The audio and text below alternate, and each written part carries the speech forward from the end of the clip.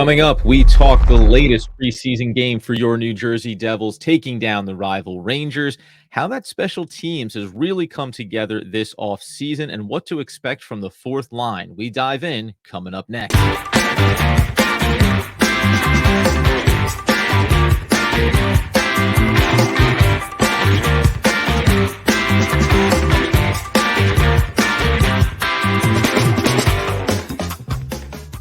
Yes, sir. It is DPL, the Devil's Puck Luck podcast, where I am your host, Adam Armbrecht, breaking down not only the Brooklyn Nets on the Locked On Nets podcast, but also your New York Football Giants on the One Giant podcast, flying solo for a midday post-game recalibration on the New Jersey Devils as they took down the Rangers. Again, the Devils remain undefeated in the postseason. This one a 5-2 victory with a little empty netter just for good measure at the back end.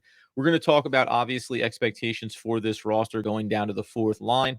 But at a high level, there's still a lot of consistent takeaways that we continue to see from this team when we look at camp and some of these preseason matchups. Most notably, this game had just 21 and 19 shots, respectively. The Devils having two fewer than the Rangers. And again, you want to throw in the empty netter as well.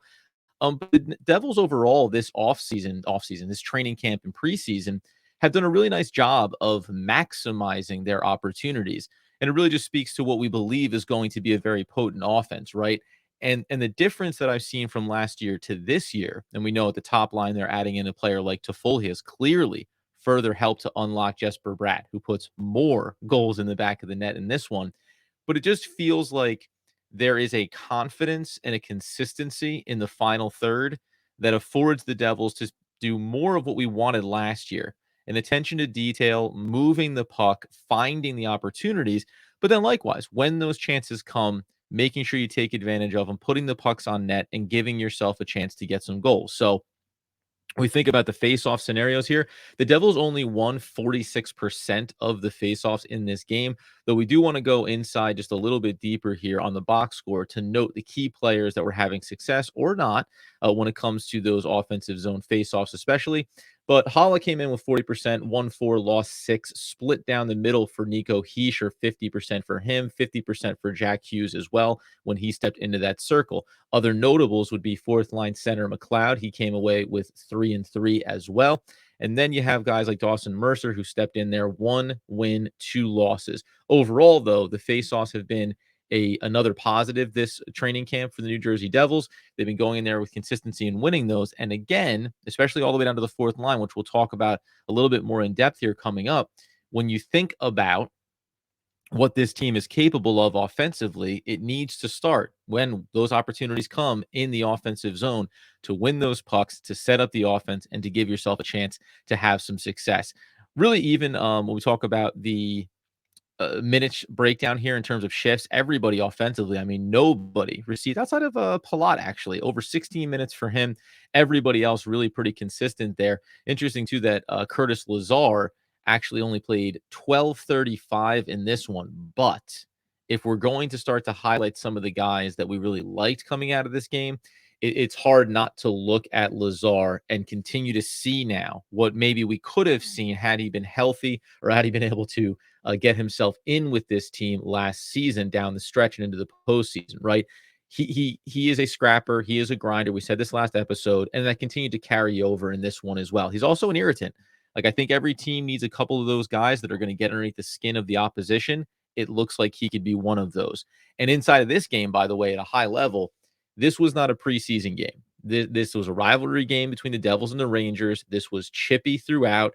There were some big hits. There were some questionable hits. Could have been a boarding call. I think we all agree there. And especially in a preseason game, you would have hate to have seen something happen to one of the key players for the New Jersey Devils. But you got Timo Meyer laying out a big hit. You got Ball throwing out a big hit, all clean hits on the Devils side, by the way.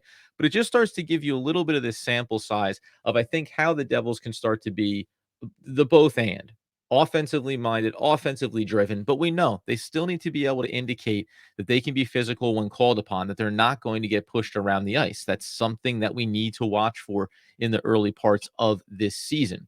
Beyond that, though, too, we mentioned there you see at the top special teams. Power play continues to be excellent, and the penalty kill continues to be excellent for the New Jersey Devils. So another strong point here for this preseason has been addressing areas of need, right? We know the power play was not good enough last season. It was not clinical enough. And you still had, even then, you had plenty of offensive talent, yet you weren't able to unlock that. So, power plays, as we know, 4 power play opportunities for the Rangers, 5 for the Devils. It went just 1 power play conversion, so just 25% defensively on special teams. But getting 5 goals there on the power play opportunities for the Devils, clicking it at 60%. They're up at 43, 44%. And we know that that would be a historic record when we get to the regular season. Listen, we'll wait for this all to translate to the regular season, but you still have to like it. You have to like the puck movement. You have to like the integration. Dougie Hamilton running one at the point. The other one, as Lindy Ruff has said, it's 1A, 1B. You got Luke Hughes involved. The Hughes brothers are on another line together. And then when you flip it over to the defensive side of this thing and the penalty kills, this is where it gets a little interesting. And we'll talk about here coming up in a second that fourth line, Lazar, Nosek. What are we thinking here? And what does it mean in terms of how this roster is potentially going to shake out as we move towards the regular season? Are there any real shakeups that could come here? Or should we take kind of what we saw last night as an indication of how things are going to be going into the regular season? Before we get into that, though, we're going to let you know about our friends over at DraftKings, because you know that NFL has been back now for a month already, a month into the NFL season. And if you want to get in on that action, you know that DraftKings has some great offers every single game day. New customers can bet just $5 and get $200 instantly in bonus bets. You throw $5 down on any matchup that you like on a Sunday or a Thursday or a Monday, and you're going to still come out a winner, regardless if your bet may have been a bit of a loser. And DraftKings isn't stopping there, because all customers can take advantage of 2 new offers every single game day as well. So make sure you're checking in over on DraftKings.com. Football, frankly, it's just more fun when you're in on the action. So download the app now and sign up today with promo code THPN. New customers can bet just $5 and get $200 back instantly in bonus bets, only on DraftKings Sportsbook, an official sports betting partner of the NFL, with promo code THPN. The crown is yours. Gambling problem? Call 1-800-GAMBLER or visit www.1800gambler.net. In New York, call 877-8-HOPE-NY or text HOPE-NY to 467-369. In Connecticut, help is available for problem gambling. Call 888-789-7777 or visit ccpg.org. Please play responsibly. On behalf of Boot Hills Casino and Resort, licensed partner Golden Nugget Lake Charles. 21 plus, age varies by jurisdiction. Void in Ontario, Canada. Our friends to the north. See sportsbook.draftkings.com/football terms for eligibility, terms, and responsible gambling resources. Bonus bets expire 7 days after issuance, and eligibility and deposit restrictions, why we know that they do apply. So the penalty kill, Nosek is out there on that. And I think when we walked through this game, if I actually go to my, make sure I go to my notes here, so we want to hit some of the highlights. But these are some of the most critical things I think that we're looking at now is, where is this fourth line? Is there any movement here potentially that's going to happen? We've been having some very interesting and fun conversations with fans about the final pairing defensively, as now it looks like, and we'll talk about, that second line is going to see an elevation for Ball, and he's going to be in there with Marino on the second pairing. Bratt was in great form tonight, as we know. It's a nice job by Ball throughout this game. And then Lazar, here's what I like as we talk fourth line before I get too scattered. I thought Lazar did a couple of good things, and I thought that Nosek being on the penalty kill is a good sign as well. Lazar was doing a nice job pinching at the right times, putting pressure in the neutral zone and forcing a couple turnovers early in this one. And then Nosek being on the penalty kill and looking like he held his own. This is where you can get an indication that if we think about this team and we think about the lineup, this looks like this is what it's going to be. We're not going to see, I think, going into the regular season, a lot of change or wiggle room from what we've gotten to this point. And that's a positive thing. We know that Lindy Ruff is capable of switching things up, and it shouldn't be an indication that he's not going to switch things up here as we work our way through. But Alexander Holtz in this game, yes, he had a couple of moments where I think there were not careless passes, but I think more risky, right? A little bit more risky passes trying to get those outlets. A couple of them connected, and that was fantastic. A couple of them didn't quite get there. So he needs to continue just to refine himself and just be clinical on the offensive end of the ice. And then they mentioned in the broadcast, Holtz did a great job tracking back and making sure that he was pestering those Rangers entering the offensive zone. So an attention and defensive-minded detail is important for him as you continue to work your way through that second line. So Toffoli, Hughes, and Jesper Bratt up at the top line, Timo Meier, Nico Hischier, and Alexander Holtz on the second line. Sal, by the way, mentioned in the intermission there that he thinks Holtz will need to be a 20-goal scorer this season in order to maintain that second line status. So there is, and Danny talked about this, right? 15 to 20 goal scorer for him. There is a pressure there and certainly a weight coming from the coaching staff that this is your opportunity, but you need to capitalize. Palat, Haula, and Mercer, I'm liking what I'm seeing from that line, and I think it's all the more reason why you want Holtz to be successful, because Mercer, who arguably could very easily be up on that second line pairing, I just like the combination of Danny, as Danny and I have talked about, with Palat, with Haula, and maybe seeing those opportunities kind of come forward here as we work our way into the regular season. Nosek, McLeod, and Lazar. Listen, we've talked about who could the healthy scratches be. Danny said maybe Thompson, right? We've had those conversations about Foot. Is it possible? Sure. But when you put a veteran player like Nosek onto the penalty kill unit, this is where I think it starts to crystallize some things, right? Because, and we don't know if these things are going to stay cemented, but when he's out there on one of the kill units, well, then now you have to think back, right? Or are we going to see Thompson, or will we see Foot in one of those scenarios? If not, Nosek, and it's going to be another veteran, who would you pivot to?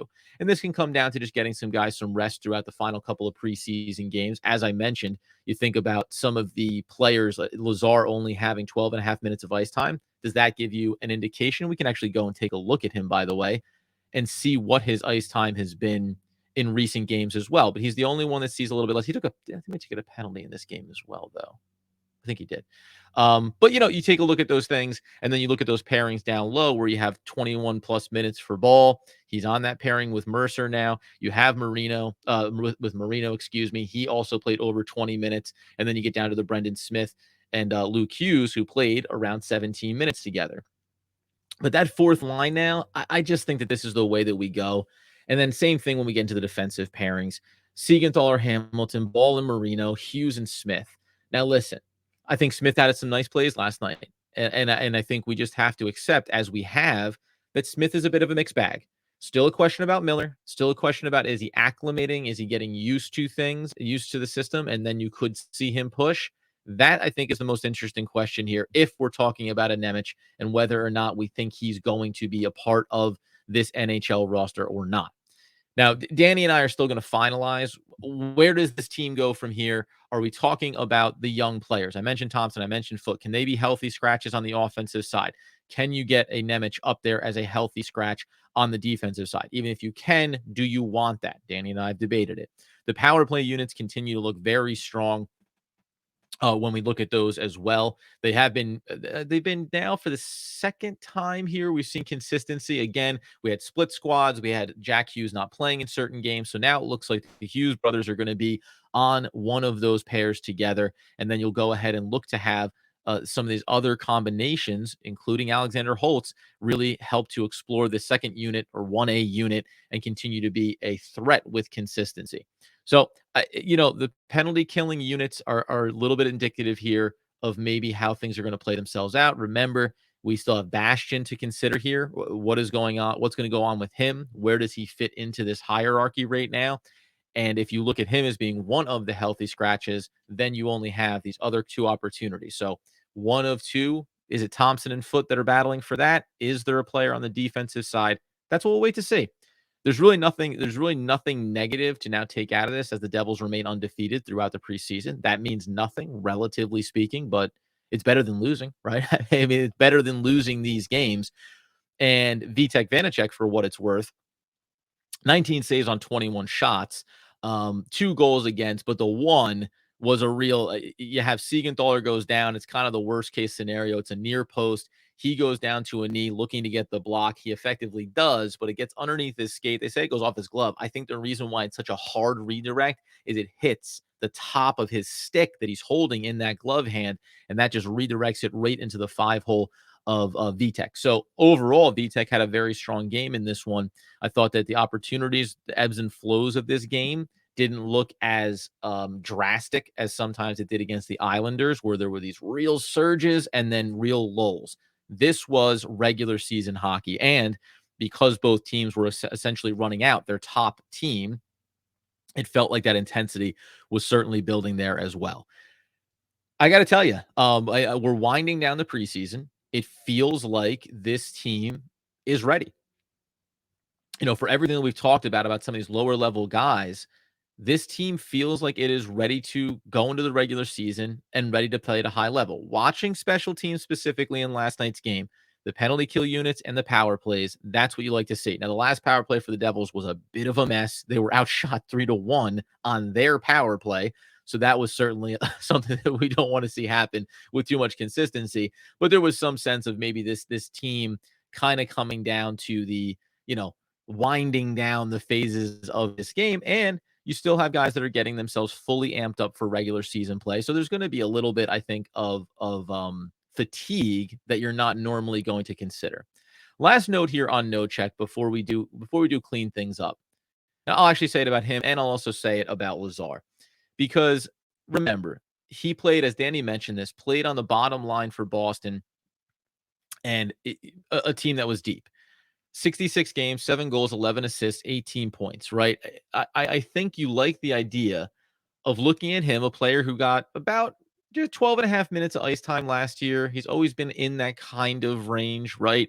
The interesting thing to me is he appears consistently in games year over year, going back to his time with Vegas as well. 67, 68, 67.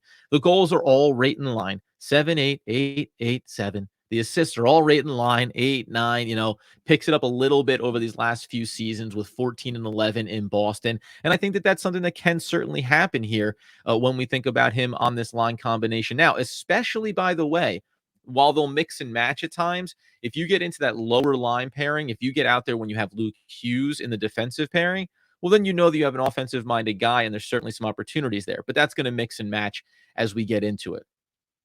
So thinking about him and just understanding, he's 31 years old. He's a veteran. There's a clear ceiling to what his game is, but I think the acquisition speaks to what the Devils believe they have in front of them in the top 2 and even top 3 lines, and just saying we want to have that consistency. And Danny's spoken to this time and time again over the course of the podcast.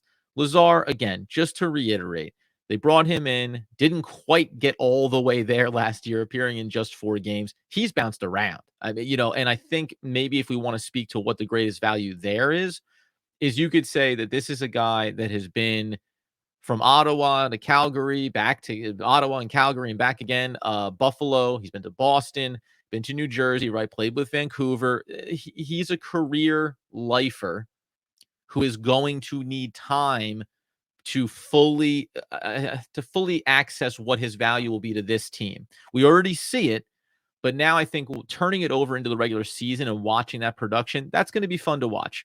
Never been a big goal scorer, never had more than 8 goals in his career in a given season. That's playing over 7 games, but that's not what the fourth line is about, right?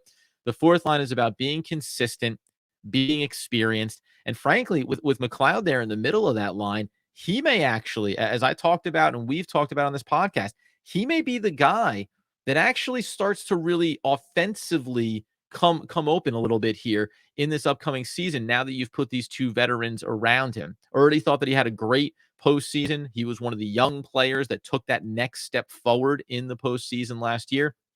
Now it's about watching to see, can he go ahead and take that postseason run and convert it over into some success in the upcoming season. When we go back just quickly here on him, 80 games, 4 goals, the 22 assists. I won't be shocked if we see a little bit of this maybe start to balance out where there's a couple more goal scoring opportunities for him this season. Think back to 2021 when he had 9 goals, just the 6 assists, only played in 52 games. But I like the idea of him becoming a 7 to 10 goal scorer, maybe put him closer, like on the fringe of those double digits, and seeing if that production can come here when you have guys like Lazar and right now, Nosek along with him on that line. What does it mean if you end up switching over to a Thompson? What does it mean if you end up going to a Foot? Yeah. What does it mean if these lines get mixed up at all? That's TBD. But as it stands right now, I'm happy to go in to the regular season as currently constructed with the line set the way that they are and allow it to play itself out. The hope is that Holtz maintains that level. The hope is that Lazar looks the part that he has so far on the fourth line. The hope is that a guy like Dawson Mercer, who caught a goal in this game as well, is going to take his game to that next level. Not because he hasn't already been productive, not because he hasn't already been established, but this was said by Sal in the intermission as well. He thinks that you could be talking about, with Mercer staying on that third line rather than being elevated up, that we could be talking about the best third line in the NHL. That's something. When we're talking about clearly cementing a number one line with Bratt and Hughes and Toffoli, with having, yes, a little bit of a question mark in Holtz and what he's going to be on line number two, but the idea that you could be wreaking havoc at the third line with a player like Dawson Mercer set in there is absolutely exciting. You have to love it. We talked about him, comparing him to Holtz, taken in the same draft class, but coming into year number 3 here, man, already a big leap forward from 17 to 27 goals year over year in the first 2 seasons. What are expectations here? I think, again, on that third line, yeah, 30 plus. 30 plus should very much be on point for him. While we'll give our key predictions around some of these guys as we move forward, listen, I don't want to overstate. So, catch me in the tail here if it goes the wrong way. But I wouldn't be shying away from setting a 35 goal standard for a player like Dawson Mercer in the upcoming season. That being the case, we just went through it. We ran the gamut. There's a lot of details from this game that I do want to go back into, but high level stuff, right? Special teams playing well, fourth line coming together, and I think some key players throughout here that are going to have real opportunities. Luke Hughes continues to look very strong. He came back on a great defensive play when he needed to cut off a shot at the left post in front of Vitek. These are the kind of little incremental progress points you want to see from the young players, knowing that you have some established veterans and a clear hierarchy of who's going to be in the pecking order. So we will continue to break this game down into a fine powder. We'll continue to break down the preseason, and then we'll give our predictions. Who's going to be the lead dogs? Who are going to be some of the guys that can maybe give us a next level of offensive play? And then defensive stability. Do we feel fully confident in the 3 that we have set there? Smith, Miller, any change there at all? Danny and I will break that down as we work our way towards, man. We're coming down to it. Another preseason game to go here, and then we turn our attention to the regular season. You can follow us on YouTube at Devils Puck Luck Podcast. You can also go over to Twitter at NJDevilsPL, on TikTok, on Snapchat, on Facebook, on Instagram, all at Devils Puck Luck, at Danny the Face, and at Adam Armbrecht. Thanks for sticking with us here on a Thursday midday show. We'll go ahead and keep wrapping these things up. I think Danny and I will be back over the weekend talking all things New Jersey Devils.